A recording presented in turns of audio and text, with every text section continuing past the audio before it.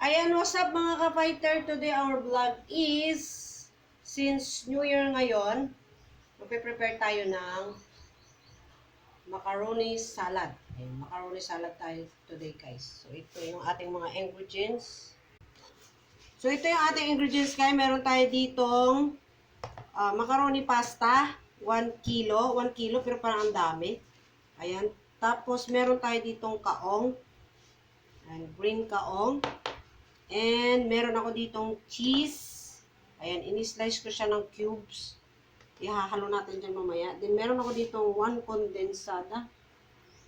And meron ako ditong all-purpose cream.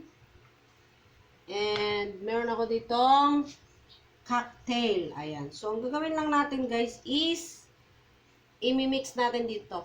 Dito. Gagawin natin lahat dito. So, ihalo natin yan dito. And next natin itong kaong. Ayan, green. Kasi green yung ating ano. Then, lagay natin itong condense.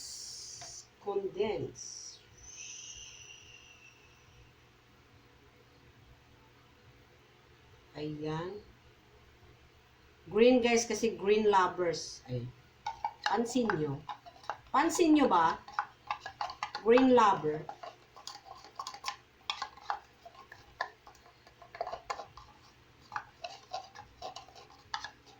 Buksan mo pa siguro isa, kuya.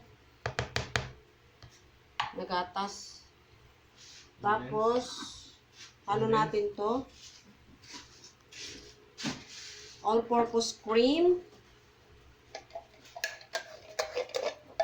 Ayan. Then, ilalagay natin tong ating slice cheese.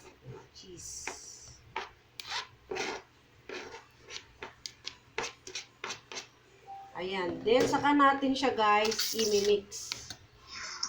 I-mix natin. So, ganun lang siya kasimple. Isang condense pa na dyan.